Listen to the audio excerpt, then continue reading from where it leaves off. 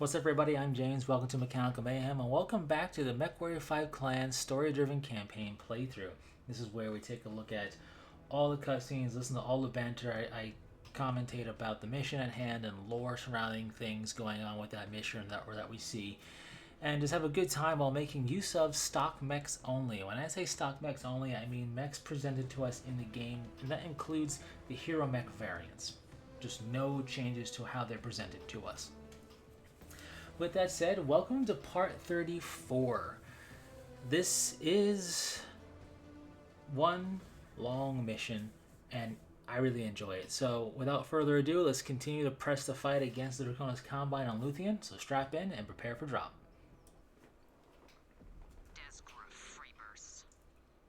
We have just received confirmation from the Novacats that they have also encountered both Dragoon and Calhound forces in the Kado-Gucci Valley. Even with the mercs fighting within their ranks, they cannot withstand us.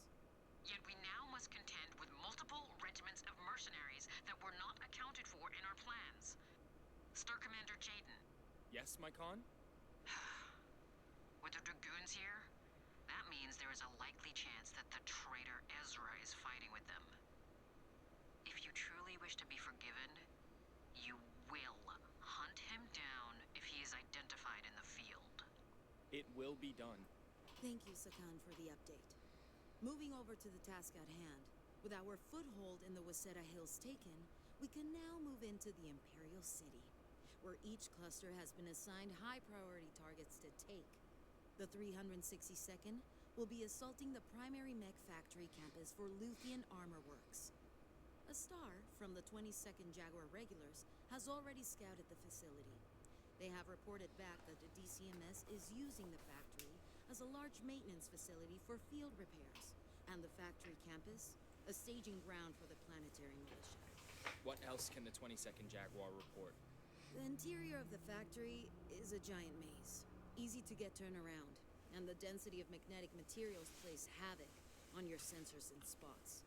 Lovely. The size of this campus and the tightness of quarters inside the factory necessitates that the 362nd must break up into individual stars and thoroughly sweep through the entirety of the campus. Each of your stars has been given a corridor. It is recommended that you bring loadouts that prioritize close-range encounters. Take time to prepare yourselves for this engagement. Once we enter the facility, we have no way of knowing how the DCMS will react. Golden Forge time. The Luthien Armor Works facility campus mega structure place is what we are attacking. This is the penultimate mission. 5 dire wolves go. And this is a lengthy mission. Remember, these videos are one mission with the exception of part 1, which was 2 missions. So this is one mission, and the video length is this long. It's really something that feels like 2 missions in one. Not that they just rushed it or slammed things together, but just in the way it progresses and goes. If there was a decent halfway point, they could definitely have broken it up into 2 missions, I feel, and you wouldn't feel like you got shortchanged in terms of length. But I actually prefer it as one mega mission like this. It tests a bit of endurance, it tests your capabilities, and it really makes it feel important, because as the penultimate mission, it should feel important. So we have a hot drop right away, and again, that really helps it feel like, the situation is important. Now we have archers, and there's going to be a hunchback, and there's going to be catapult. There's plenty of stuff to fight, and rightly so. This is the Luthien Armor Works facilities. There's also artillery strikes happening, and there's going to be VTOLs, so plenty of stuff to deal with. There's going to be a lot of radio chatter too, so just keep that in mind, read the screen and whatnot. But yeah, we are assisting a star and pushing on from this beachhead point, more or less. This is not so much dealing with like elite known forces, but more so planetary militia forces. But they have numbers, and we are in the end of the game. So when you noticed when you have AI or enemy targeted it, it says elite on the bottom corner. That's the AI's level. So the AI pilot, if you will, is going to maneuver and do things at a better level than the stuff you faced early in the campaign, clearly, because this is an elite. So mind your ground so you don't step into an artillery blast, and kind of progress forward. Prioritize things like hunchbacks and take out their right torso, and move forward and move on. So we should be able to gun things down pretty effectively, because these aren't things like the Callhounds or the Wolf Dragoons. This isn't the Ultimo or even the Sword of Light, really. This is the numbers uncountable concept of the planetary defensive militia. So, as Yuichi just reinforced, they have plenty of bodies to throw at us, and with the Luthien Armor Works at their back, they have plenty of mechs for those bodies to pilot. So, this is a massive facility, as Stark and Wimmer said. We have our own gate entrance, more or less. And as Yuichi is telling us, we're getting a bit of exposition if you're newer to the lore of what's going down here. Basically, normally Luthien would have been off limits to mercenaries, the whole Death to Mercenaries edict. But we have some politicking going on amongst the Draconis Combine's ruling family to kind of make a loophole to get some mercenaries on planet safely. Even with that, this facility is considered, G14 classified, if you will. And it's not going to be something that you're just going to let mercenaries be in and defend and get a look at, more or less. So we have Draconis Combine with Wolf Dragoons and Kellhounds on planet. As Sakan Weaver said, this is extra regiments of forces they were not anticipating in their battle plan, not because they planned poorly, but because they planned with the intel that everybody figured would be accurate for Draconis Combine, which is the whole Death to Mercenaries edict. But it looks like there was some politicking and loopholing going on to get them on world. But at least for defending the facility and being in the facility, it will just be the Planetary Defense Militia, which has numbers on their side, if not outright piloting capability or even high quality mech capability. They have the Luthien Armor Works at their disposal, so it's not like they're going to have bad mechs, but that Griffin with the PPC and LRM 10 is not the greatest, personally, in my opinion. So you might see some stuff like that going down in terms of what they're using, but they're going to have a lot of it.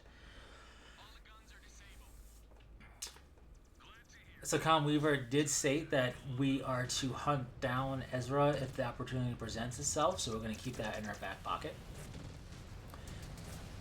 And this is part 34, but technically this is the 35th mission, because Huntress technically has 2 missions to play. Your tutorial mission and your trial position. So that's a lot, and we have 1 more to go. So there's 36 total missions in this campaign. Very impressive when you consider the length of these missions are all kind of full-length missions, and just the diversity of what you're able to play and do whatever else. It's a good campaign setup. I really like it. With that said, for this particular mission, I personally would not spec too hard into close quarters combat. You will be encountering closer fighting in the Mechwarrior facility, but I think we can still bring to bear some pretty effective weaponry regardless of range. So if you are going to bring some close quarter stuff and you're going to do it as a custom build, and you're not just doing stock loadouts like I'm doing here, I would suggest bringing maybe a big bore autocannon or a decent amount of SRMs on 1 or 2 of your star, because those will function a lot better than like LRMs or like a Gauss. They're great, but the autocannons and the SRMs prove better inside the facility, but don't just make that your sole shtick. Have long range punch. You're definitely going to need it, like you're seeing here. We haven't even made it to the facility yet. So my first playthrough of this game, when it first came out back in October of 24, I had no idea. I said this before, and I'll say it again. I had no idea where I was at in the campaign in terms of how long until the end. When we got here to Luthien, I figured, okay, this has got to be the end. Not only because I unlocked the Direwolf by this time, right? We unlocked it in Courchevel. But also just given the way the story is going, what I know about the Clan Invasion's actual story, of which we're participating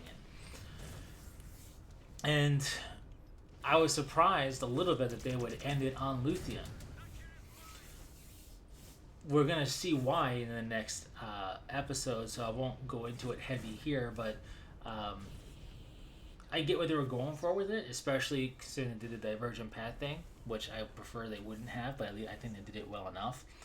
But in any case, it's an interesting kind of way to end a campaign for sure. Not that it's a bad ending. I mean, it makes sense. It fits with the lore, what we know. But you know, I was just surprised, to be honest with you, because I didn't know how far they were going to go into the invasion with the base game.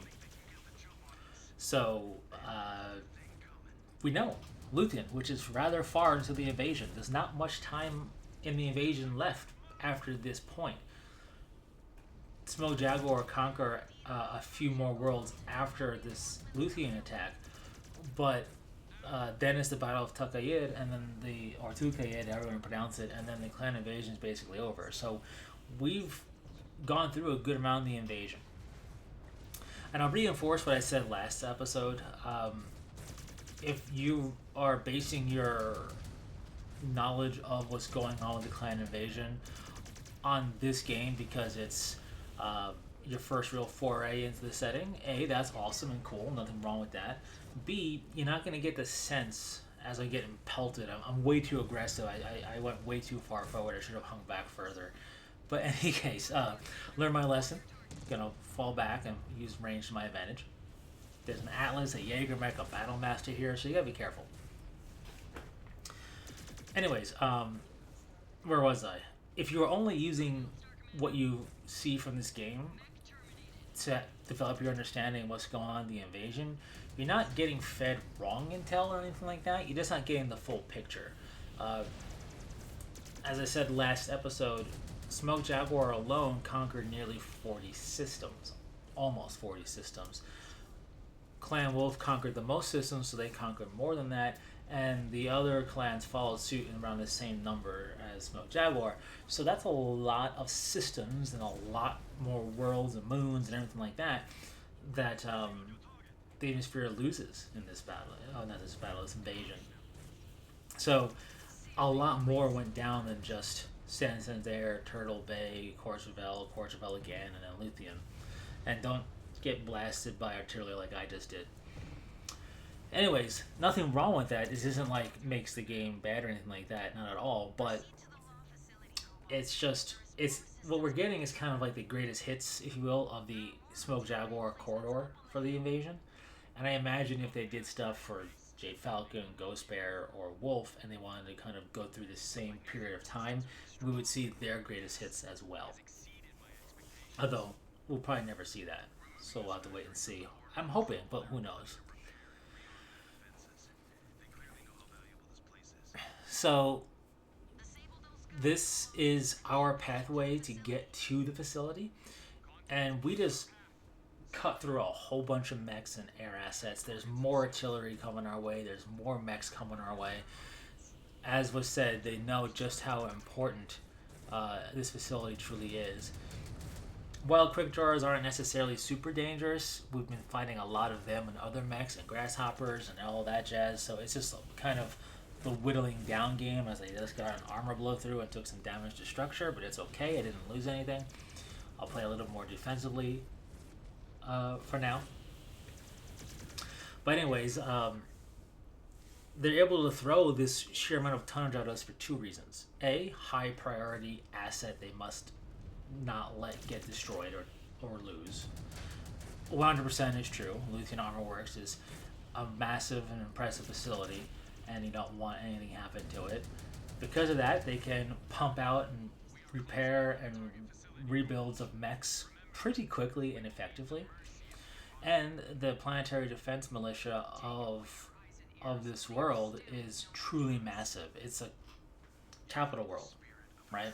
So they're gonna have plenty of defenders at its disposal, without counting their actual like elite forces, like the sort of light, which is like a battle line force, or the royal bodyguards, or anything like that. And then of course we have the regiments of unknown number of mercenaries.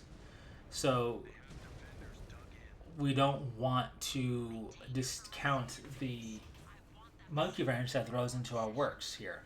See, the whole concept for this invasion of this world was planned and prepped for without the expectation of mercenaries to be dealt with.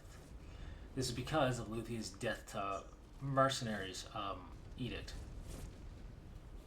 which kind of sort of extends more into the Protoss Combine in general, not just Luthien, but for more or less we're just going to focus on it for this world.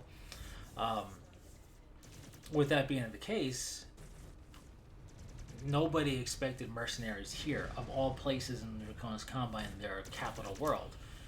But that year of peace, when the clans were electing a new Ilkhan, the Inner Sphere was doing their politicking, and in fact, Wolf's Dragoons would host a massive kind of council about this, reveal their origins, and this would basically result in the Inner Sphere working a bit more effectively together, which is why the Draconis Combine has these two mercenary regiments assisting them. The Federated Sons, at this point, is the ones who basically had Wolf Dragoons, and I think Killhounds, I'm not 100% certain, but had the Wolf Dragoons under their contract of employ. And that was utilized as a loophole to kind of send support and reinforcement without sending another Great House's forces there.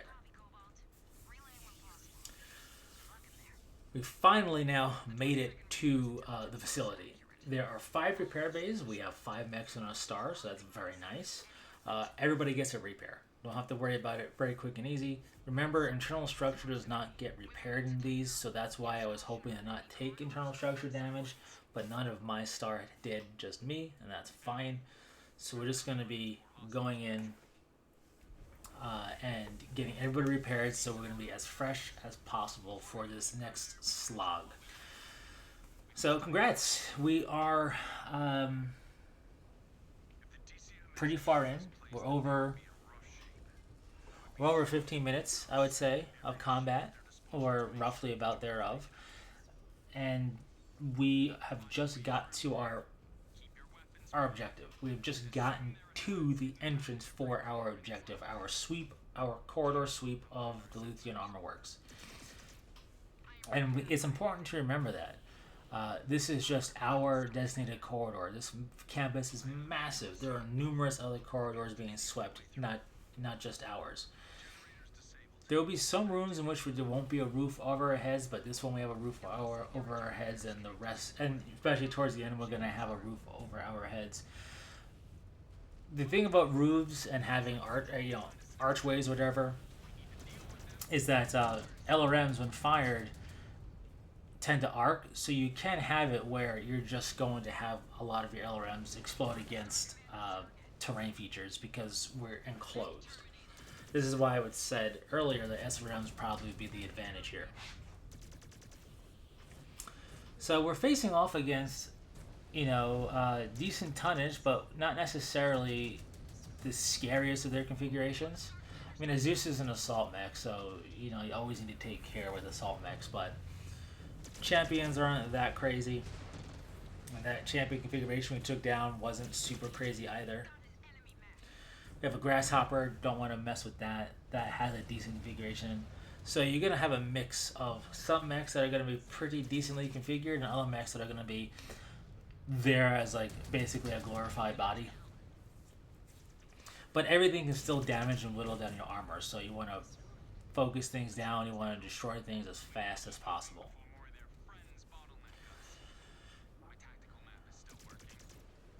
So we are now just progressing through our corridor, hoping that the intel is correct. Because if it's not, good luck getting out of here. Especially because we can't really just force our way through a wall. It's not like a normal building. This is like a heavily dug in and built up mega factory. This is a building with buildings inside to build mechs. Like that's how massive this structure, this complex, this compound is, if you will. So we are getting closer to, I guess, the heart of where we want to sweep through, but we're not quite there yet. We have mechs jumping down on us. Jump jet usage is always a nice touch in situations like this. It makes a lot of sense. Having them jump down to ambush us from above, giving a nice sense of the full 3 dimensions of space to deal with in combat is pretty cool. And why not have a Highlander, right? A Highlander is an assault mech with jump jets, so it can also do the whole jump down at you thing. It's decently well equipped, and there's 2 of them, so that's a lot of tonnage to deal with. On top of everything else we dealt with just getting in here after being repaired, mind you. So you can see that Highlander is pretty beefy. It takes a decent amount, decent punch, even though this one is pretty mangled. You know, that was a lot of solid shots into that one before we actually targeted it, of course, but that was a lot of solid shots into it. Now, I do find that the Highlander getting a cockpit kill is decently easy. It just happened. Their cockpit, their head is kind of like a broad, if a little bit narrow target. It's just really out there. So sometimes you get lucky and you can do pretty good shots into it and just take it down. We did so just there. But, of course, that's not the end of the greeting company. We have a catapult, we had a quick draw, I believe. It's just a lot of firepower that, honestly, we want to drop as fast as possible because we're nowhere near done with the enemies yet. Remember, I said this was a slog. So, the thing about armor work facilities like the Luthien Armor Works one here with that engine kill is that they have always been really massive facilities in BattleTech. Like, the idea of being able to walk through them like this with a mech is not done for the purposes of a video game. This is part of the lore of it. I mean, the Capellans had their own armor works facility, if you will, their own mech works, whatever you want to call it. A facility like this, not as big, but still decently sized, that you can walk through in Mechwarrior 5 Mercenaries in one of the DLC missions. So the fact that we see, what's we're looking for, a ejection seat, or come out of these is just due to the coding of mechs being destroyed as if they lost all their weapons. These mechs are unpiloted. They're just meant to represent mechs being repaired and refitted and ready to go. So might as well blow them up. That way, we don't need them. Might as well let them have them either.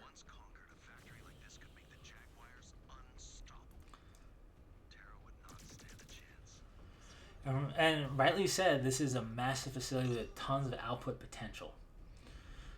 So here we are in kind of like the main area. We took out another unpiloted mech, but we have a little bit of an in-game cutscene thing going on here because we just stumbled into the main area and the doors are shutting. This is the rage cage. So, here we go. That was an Atlas. That's a Battlemaster. We have a lot of mechs thrown at us now. The thing is, as far as targeting goes, we have mechs thrown at us that are active and mechs sitting there that you can target and shoot that are not active. So, my recommendation for this section, We have a roof over our heads. We have intervening terrain in the way. Take out turrets. Whatever's the closest mech shooting at you, take them out as well. We want to down everything anyway. We need to destroy... The inactive mechs are secondary, but they're here and they're easy to take out, so we might as well. This is why I recommended having some long-range punch. Yes, close quarters can be very nice for the rooms leading up to this room, but we have really good range in this room. And you can see my missiles are being ineffective. But we are able to really leverage some range to our advantage here, which is why I definitely recommend doing that. And heat dissipation is okay. It's not like it's at a super negative, but just don't try to overheat yourself as much like I do with my own fighting. I get far too aggressive at times. But as I was saying, these armor work facilities are massive. These mech work facilities, whatever you want to call them, as I try to get away from that engine kill. So we have a few missions. One from the DLC for conquering some compelling Confederation space in Mechwarrior 5 Mercenaries. And then some other missions, both the actual story campaign section and another type of like mini kind of like quest setup or whatever, where you're facing off against smaller mech facilities like this. And in those missions in that game, you would occasionally have a mech or two of random weight classes, super critically damaged, kind of spawn in and attack you to kind of represent the facility desperately bringing their repaired or mechs they're repairing online to try and defend against this invasion of their space, more or less. We don't have that here. We have these inactive mechs, but we also have plenty of mechs we fought the entirety of this mission, you know, against, really representing the capabilities of this facility, I think, just fine. So that Atlas obviously is inactive. I'm just trying to take it out because, well, that's a secondary objective. So to try and help your star out, what I do is I tell them to go to and defend a location. This means they won't move too far away, but they'll shoot stuff within range. So as long as they do that, you don't have to worry too much. We just don't want them to try and close the distance, especially in these rooms. There's multiple levels here. They could go down a level, up a level, kind of get blocked or get drawn into getting far too close. So we want to really make use of range by telling your star to go to specific spots, just like you kind of will hang back and do specific spots as well. Thankfully, I don't believe there's any timer for these mechs powering up because, you know, getting extra Atlas and Annihilator to fight against would not be the best thing ever. There's plenty of tonnage already coming at us, so no need to bring it even higher. I like this industrial feel of this facility. I think they did a great job designing it. It feels suitably futuristic, obviously, while also having kind of a classic factory feel, because it is a factory after all. And what is neat, back in Mechwarrior 4 Mercenaries, there is like Solaris 7 missions you can do, where you basically are competing as a mech jockey in the Solaris 7 kind of like mech combat tournaments. One of the locations you fight in is called the factory, and it's basically a massive decommissioned factory. And this is very reminiscent of that style, which is cool because different time period of the game being made, different company making it. But we have what's I'm looking for? But we have a connection in the what's the word? The aesthetical kind of concept of the setting, and that's really cool. We took out everything, so that's good. Now we need to leave the assembly area. So this was a main assembly area, meaning those mechs were either just recently refitted or recently completely built anew, which really showcases the capability of the war effort of the Draconis Combine. But we're not done yet. There is more to go. Yep. This mission is, I would say, roughly halfway done, a little bit more than that. But more to go, more to do. A warrior cast's work is never done, after all. We're finally exiting the facility. Really kind of dig the whole built into a mountainside concept. We see this with the Capellans. We see this with clan tech as well and clan facilities. The just willingness and ableness to just build into the terrain features, into nature, and not just gut it down and make what you need. I kind of like that. Looks really cool. So we are exiting the facility, and we are exiting into a bit of a hornet's nest because, well, it's a Draconis Combine's massive facility. We have guns to take out, and there's going to be, of course, defenders here as well. So, taking out the orbital guns will, of course, just provide better capability for clan support.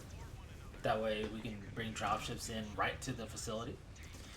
We're taking out these turrets, which can be pretty dangerous, and then we can have mechs brought in to try and defend this facility. Even though we're outside of the facility, this is still kind of their campus, more or less. And so they're still going to have plenty of infrastructure built up here, turrets, mech support, and now they're just trying to throw anything they can at us. Bearing in mind that the Planetary Defense Force has plenty of bodies to throw at us, and they've been proving that so far in this mission. We took out the guns, we're taking out the turrets. Now we gotta take out this Wolverine and another mech, the Black Knight. The Black Knight is no joke, plenty of lasers on that thing, so it can fight forever. You really want to take it out.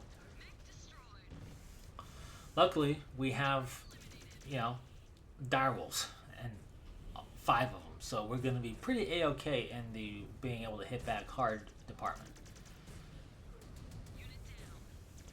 But that's a king crab, and this is where we don't want to get close. Double AC-20s. I'll take everything else. We don't want to get hit by a potential double AC-20.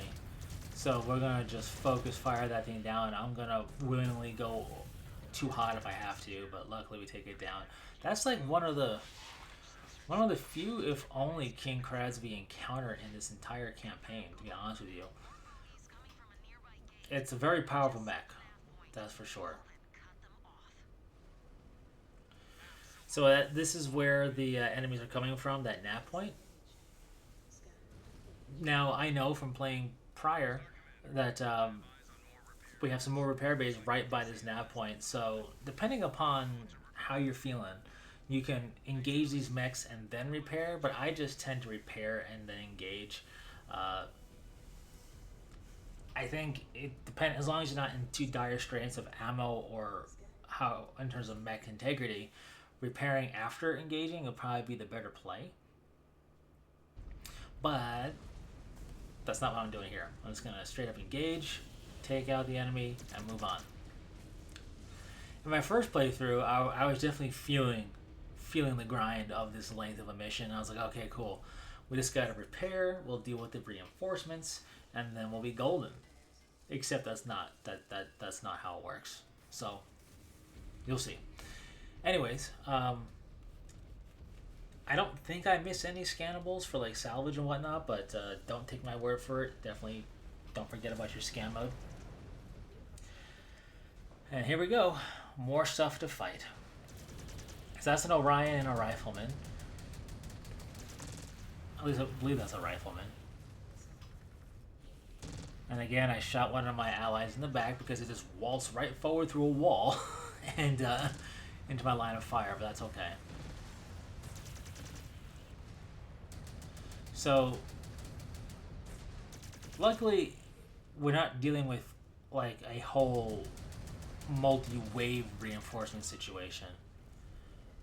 But we are dealing with a lance, and that means we want to drop it ASAP. Especially because once we take it out, the mission keeps on evolving. As you can see, we are going to investigate the other side of this tunnel because might as well investigate a good tunnel, right? So this is a massive tunnel as well. Clearly, it could transport mechs, it could transport big vehicles as well to kind of haul material and whatnot. And this is an interesting tunnel because it's going back down. What I'm shooting at are buried turrets. So I don't think you really can, or at least I haven't. There you go.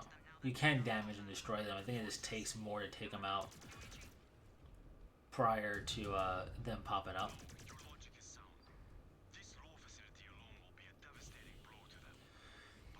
I do appreciate having Yuichi and our star as a kind of like insider info to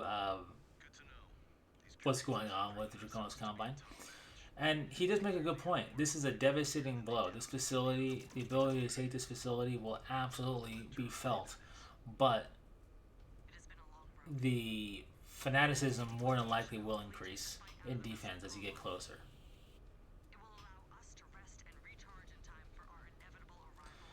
Now, luckily there isn't like a slog here. In fact, this tunnel is rather long for not much being in there at all. But I do believe it's kind of like a loading thing, I would have to imagine. Because now we're facing off against a more impressive Griffin, slightly. And I believe there'll be turrets. And I think that's another Griffin. The Griffin's a pretty decent mech, I'll give it that.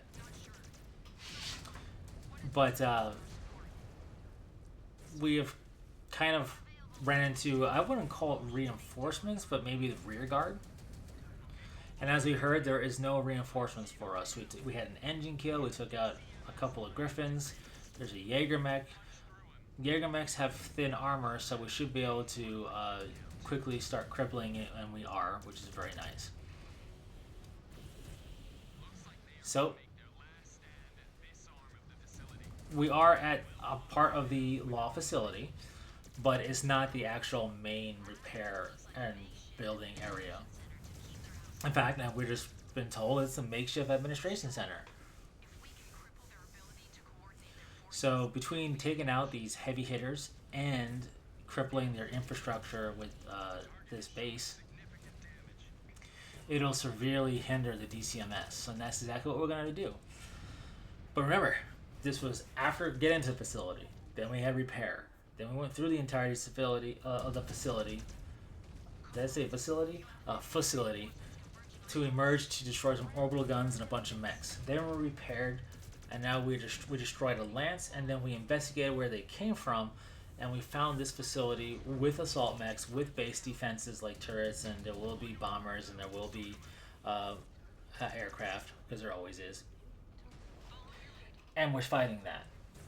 So, just a massive slog in terms of a mission, but at the end of the day, I kind of like that, because even though, yes, we can repair, you are looking to avoid internal structure damage like I have currently.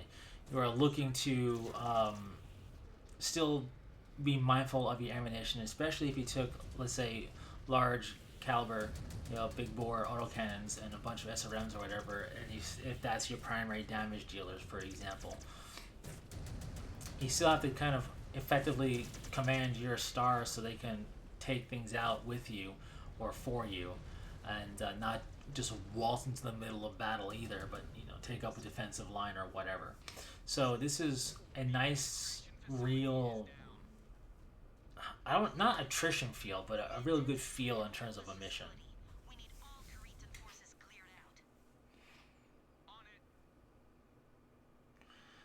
Well, VTOLs, Annihilator, Atlas, and bombers. This is the mission that doesn't end, right?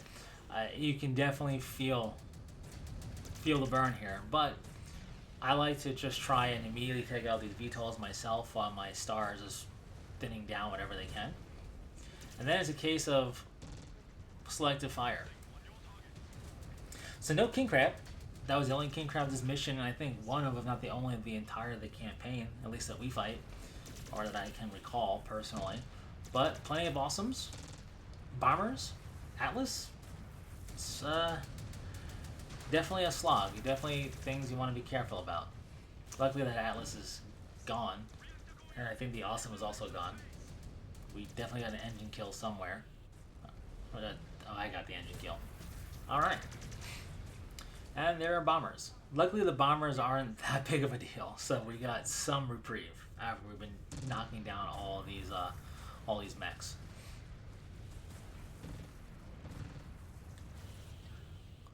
So we are approaching the end of the mission finally. Lots of stuff to take down. But here we come with a reinforcement lance that I forgot all about, to be honest with you. That's why I was moving forward. I forgot all about them. Then I was like, oh wait, that's a Hadamado Chi. I think there's a Cyclops in there. Oh, there's a Banshee. I always forget what's in here. But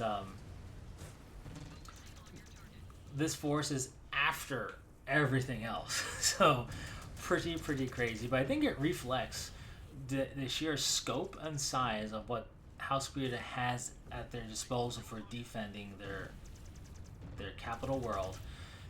The tenacity and ferocity that they're willing to fight for it, and the capabilities logistically of this facility, because no doubt these mechs have been repaired, refit, or built for the first time, or most of them, or many of them perhaps, at this law facility, and really highlights the importance of trying to take this thing out. Stalkers should not be underestimated. The mech, that is. They are capable of bringing a lot of firepower down to bear if you let them. So quickly trying to cripple them is going to be so worth it. But we're nearly done here. And with that said, the penultimate mission is almost in the books. So that's a good thing. We're so close to finishing up this campaign. And we cleared out the AO. That was one heck of a fight. You must be so proud, bringing wanton destruction to yet another world.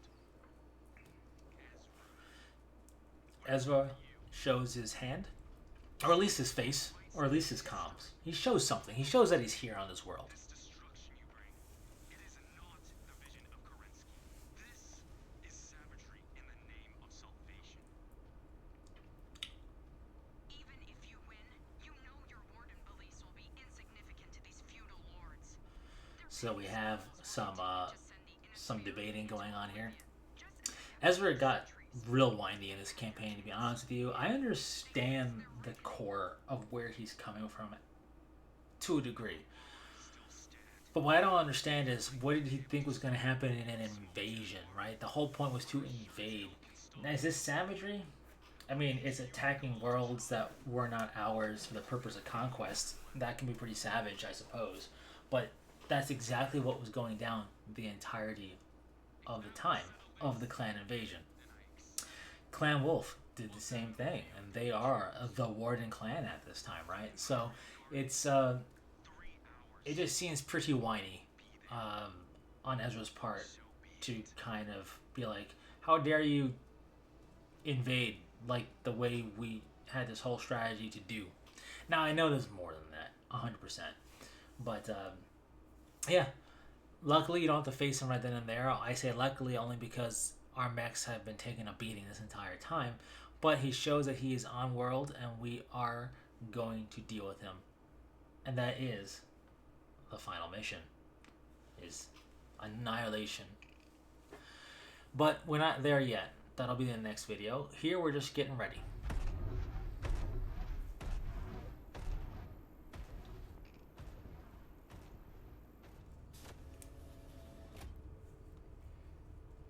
Naomi said you might be in here.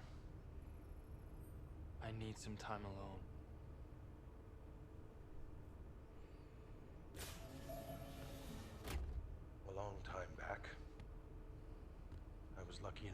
a star with one of my sibkin, Emil. Did I ever tell you about him? No. No, you did not. During a skirmish, Clan Ghost Bear's Night Howlers, Emil fell and was claimed as bondsman. About a year later, we fought the Night Howlers again, this time. This time, Emil fought alongside them, fully adopted into the Bears. I had a choice laid before me: pull my punches, try to retake Emil as bondsman, and jeopardize everyone's chances of survival, or take him out. So you killed him. So I killed him. I was forced to choose between what was good for me and what was good for the clan. And I chose the clan. For it, I was sponsored from my blood name by your gene father, Elijah Hoyt. You know,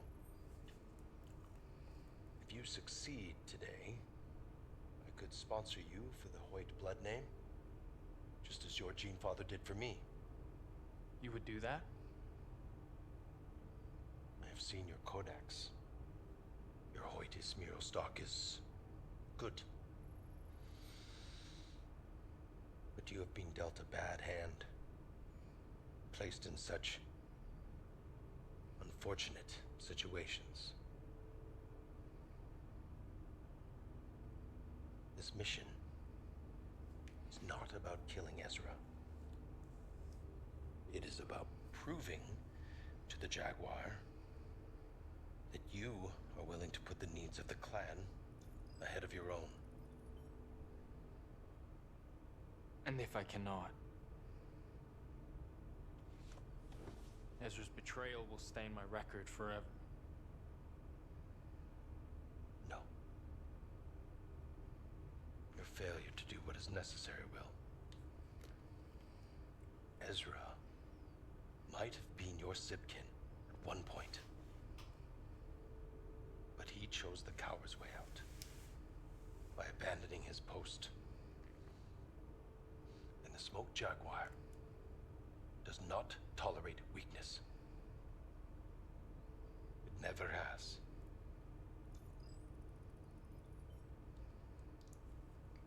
Then I will do what I must.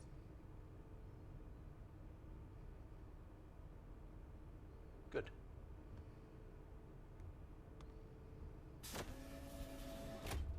Take your time to prepare yourself, Star Commander. Your future awaits.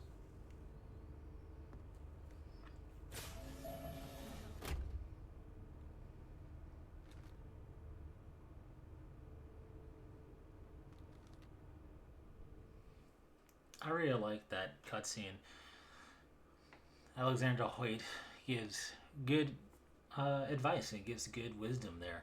It makes a lot of sense, honestly. I really like that cutscene with it. And yeah, if you didn't know, Alexander is blood named in our star, and we have command over him, so that's pretty cool too. But yeah, I really just enjoy the interaction there. Get a little bit of insight into Hoyt's past, as well as or Alexander Hoyt's past, and a little bit of talk about the needs of the clan versus your personal needs, and how it doesn't tolerate weakness. I think they did a very good job in kind of, I want to say modernizing Clan Smoke Jaguar, but and I'll talk about this more in the wrap up during credits and whatnot, but next video.